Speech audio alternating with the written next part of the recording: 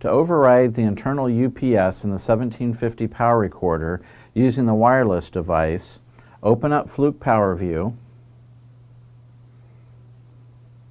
select the instrument you're going to communicate with,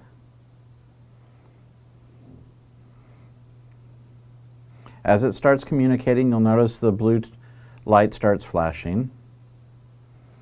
Select Menu, go to Tools, and select 1750 Shutdown. It's going to confirm that that's what you want to do and that the power light's going to go solid. Once the power light is solid, you're ready to unplug and shut it down.